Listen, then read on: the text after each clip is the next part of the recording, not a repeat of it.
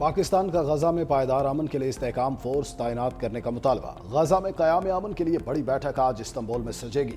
امن منصوبے پر 8 ممالک کے وزرائے خارجہ اجلاس میں پاکستان کی نمائندگی کریں گے۔ نائب وزیر اعظم اسحاق ڈار ہوں گے۔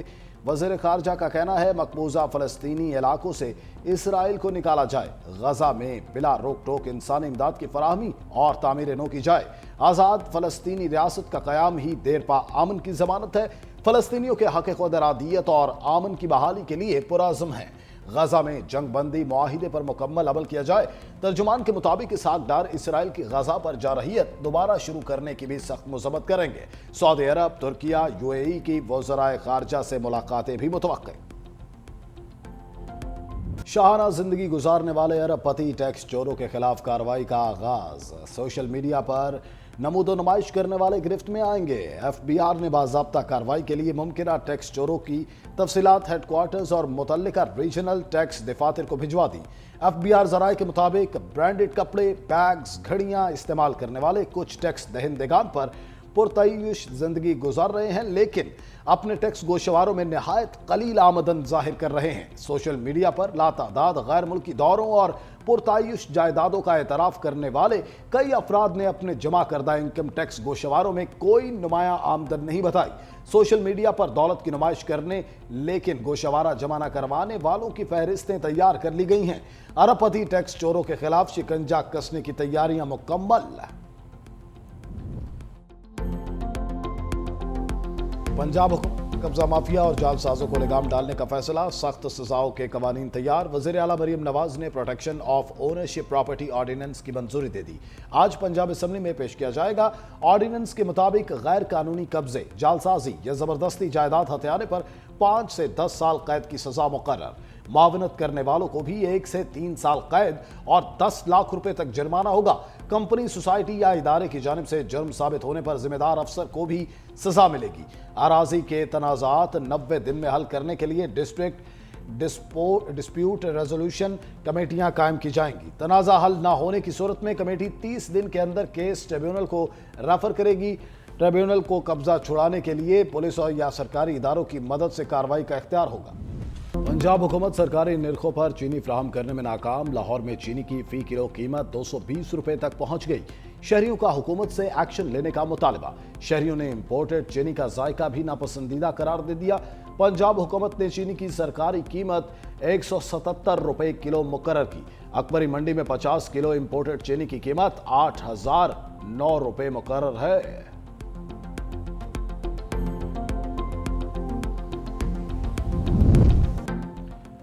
سندھ میں گنے کی فصل تیار، کراشنگ سیزن بھی سر پر، گنے کی امدادی قیمت کا تعین نہیں ہو سکا۔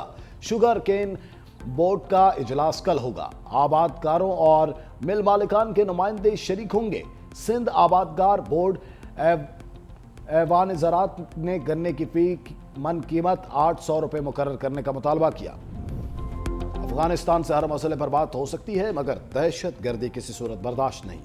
سید نوید قمر کا 2 ٹوک پیغام، کہا پیپلز پارٹی کی پالیسی ہے ملک اور سرحدوں کا بھرپور دفاع کیا جائے۔ پاکستان کے وجود کے لیے ہزاروں شہداء نے جانوں کے نذرانے پیش کیے۔ معصوموں کو شہید کرنے والوں کی ملک بدری ضروری تھی۔ پیپلز پارٹی 18ویں ترمیم سے متصادم کسی فیصلے کو قبول نہیں کرے گی۔ سندھ ایک تاریخی خطہ ہے، اسے تقسیم کرنے کی اجازت نہیں دیں گے۔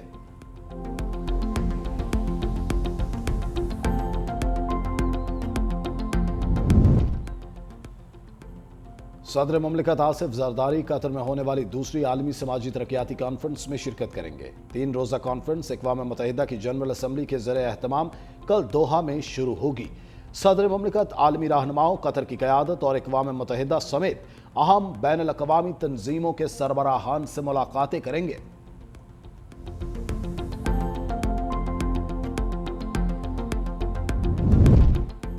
شاہ محمود قریشی سے سلمان اکرم راجہ کی ہسپتال میں ملاقات۔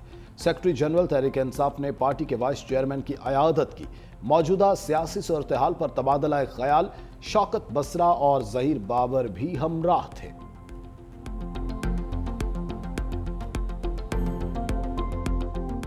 وزراء کی جو آپ نے بات کی، آپ کچھ بتائیں گے کہ آپ کن سے ملنے جا رہے ہیں؟ مولانا صاحب کا تو آپ نے نام لے لیا۔ ہم چیئرمین سینٹ کو کہیں گے، اسپیکر اسمبلی کو کہیں گے، وہ کسٹوڈین آف دا ہاؤس ہے، اور ان سے شروع کرتے ہیں. سینئر ممبرز جو ہیں کیبنٹ کے ان سے بات کرتے ہیں. ہم صحیح. ظاہر ہمارے پرانے دوست ہیں, واقف ہیں. کہیں نہ کہیں یہ ایک امپریشن دیا جا رہا ہے کہ مائنس عمران خان فارمولا جو ہے وہ اس وقت اپنایا جا رہا ہے, لیکن آپ نے ایک ٹویٹ بھی کر دی کہ ہمارے فارمولے میں عمران خان پلس ہیں اور پی ٹی آئی کے موجودہ سانپ سپولے مائنس ہیں.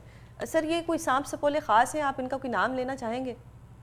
یہی جو لگے ہوئے ہیں, یہ رؤف حسن ہو گیا, سلمان راجہ ہو گیا, شیخ وقاص ہو گیا, یہ جو سارے لوگ ہیں جنہوں نے پارٹی کا بیڑا غرق کیا ہوا ہے, ظاہر ہے کہ ان کو نظر آ رہا ہے نا کہ ان کی حیثیت نہیں. تحریک انصاف کی سینئر قیادت فواد چودھری کے ریڈار پر سانپ سپولے قرار دے دیا. 365 نیوز کے پروگرام فیکٹ میٹرز میں گفتگو کرتے ہوئے کہا, سلمان اکرم راجہ, رؤف حسن اور شیخ وقاص نے پارٹی کا بیڑا غرق کر دیا. جلد چیئرمین سینٹ, اسپیکر قومی اسمبلی اور سینئر وزراء سے ملاقات کر کے سیاسی درجہ حرارت نیچے لانے کی کوشش کروں گا.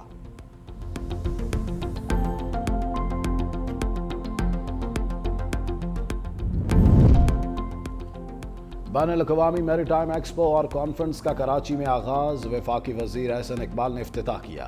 یورپ, شمالی امریکہ, جنوبی افریقہ سمیت دنیا بھر سے 178 مندوبین کی میری ٹائم ایکسپو میں شرکت. چین, برطانیہ, اٹلی, ترکیہ, ایران, مصر سمیت 44 ممالک کے بحری امور کے ماہرین بھی شریک. 28 انٹرنیشنل فرمز اور 150 مقامی کمپنیوں کے سٹالز بھی سج گئے. وزیر اعلیٰ سندھ مراد علی شاہ نے کہا, میری ٹائم ایکسپو ملک کی معیشت اور روزگار کے مواقع پیدا کرنے کے لیے انتہائی اہمیت کا حامل ہے. سمندری صنعت کی ترقی سے سندھ اور پاکستان کو وسیع فوائد حاصل ہوں گے. بین الاقوامی میری ٹائم ایکسپو کانفرنس 6 نومبر تک جاری رہے گی.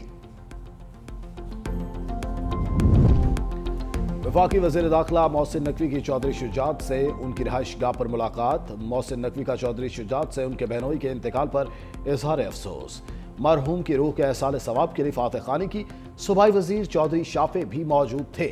وزیر داخلہ محسن نقوی کی کاف لیگ کے سربراہ کو داخلی سیکیورٹی کے اقدامات پر بریفنگ. چودھری شجاعت کا سیکیورٹی کی مجموعی صورتحال پر اطمینان کا اظہار. شہدائے وطن کو شاندار الفاظ میں خراج عقیدت پیش کیا.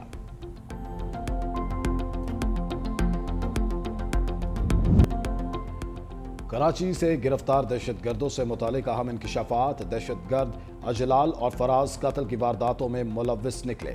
ذرائع کے مطابق دہشت گرد فراز سٹی وارڈن کی ملازمت کرتا. اجلال ڈنکی لگا کر پڑوسی ملک جاتا اور تربیت حاصل کر کے واپس آ جاتا. پڑوسی ملک سے ٹارگٹ ملنے کے بعد کراچی میں نامعلوم لوگ موٹر سائیکل اور اسلحہ فراہم کرتے. ہدایات ملنے پر گروپ کے ساتھ ریکی کر کے ٹارگٹ کلنگ کرتے تھے. بارودی مواد کیس میں کالعدم تنظیم کے 2 ملزم بری. کراچی کی عدالت کا سی ٹی ڈی کو ملزموں کو فوری رہا کرنے کا مطالبہ. ایک دن کے وقفے کے بعد لاہور میں فضائی آلودگی پھر بڑھ گئی. دنیا کے آلودہ ترین شہروں کی فہرست میں لاہور پھر پہلے نمبر پر. مجموعی AQI 406 ریکارڈ. ماہرین نے فضا انتہائی مضر صحت قرار دے دی. کئی علاقوں میں آلودہ ذرات کی مقدار 7.5 سے AQI بھی زیادہ رہی. سموک بڑھنے کے باعث پنجاب کے اسکول اور کالجز کے اوقات کار بھی تبدیل. اب اسکول صبح 8:45 پر کھلیں گے. نئے اوقات کار آج سے اطلاق ہو گیا. پاکستان اور ترکیہ کا تجارت, سرمایہ کاری اور صنعتی تعاون بڑھانے پر اتفاق. وفاقی وزیر تجارت جام کمال کا دورہ ترکیہ. ترک ہم منصب ڈاکٹر عمر بولات سے ملاقات. ترک وزیر تجارت کا پاکستان کے ساتھ اقتصادی تعلقات بڑھانے میں گہری دلچسپی کا اظہار. ترک وزیر کی آئندہ تجارتی مذاکرات میں پاکستان کی تجاویز کا مثبت جائزہ لینے کی یقین دہانی. وفاقی وزیر جام کمال خان کو 25 نومبر کے حلال ایکسپو میں شرکت کی دعوت دے دی.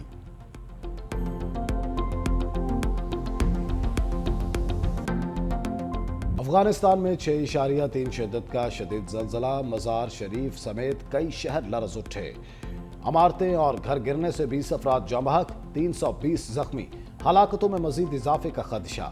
امریکی جیولوجیکل سروے کے مطابق زلزلے کی گہرائی صرف 10 کلومیٹر اور مرکز افغانستان کا علاقہ قلم تھا. زلزلے کے جھٹکے ترکمانستان, تاجکستان, ازبکستان اور ایران میں بھی محسوس کیے گئے. دہشت گرد اسرائیل کی مشرق وسطی میں سفاکیت. غزہ جنگ بندی معاہدے کی مسلسل خلاف ورزیاں. الشجاعیہ میں ڈرون حملہ, 1 فلسطینی شہید. مغربی کنارے میں گھر گھر تلاشی کے دوران بچوں سمیت 21 فلسطینیوں کو گرفتار کر لیا. حماس نے مزید 3 یرغمالیوں کی لاشیں ہلال احمر کے سپرد کر دیں.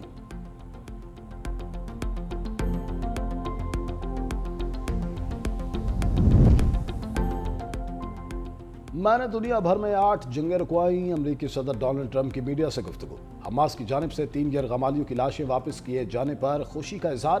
خبردار کیا امریکہ نائجیریا میں زمینی فوج یا فضائی کارروائی پر غور کر سکتا ہے. سپریم کورٹ میں ٹیرف کیس کی سماعت میں ذاتی طور پر شرکت نہ کرنے کا اعلان. بولے اب دنیا ہمارے خلاف ٹیرف نہیں لگا سکتی.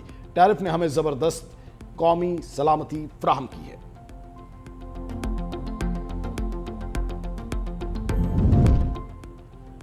ہم اپنی ایٹمی تنصیبات مزید طاقت کے ساتھ دوبارہ تعمیر کریں گے. ایرانی صدر مسعود پزشکیان کا اعلان. جوہری توانائی ایجنسی کے دورے کے دوران کہا عمارتوں اور فیکٹریوں کو تباہ کرنے سے کوئی ایران کا جوہری پروگرام نہیں روک سکتا. ہمارا ایٹمی پروگرام پرامن مقاصد کے لیے ہے. ایٹمی ہتھیار بنانا ہمارا مقصد نہیں.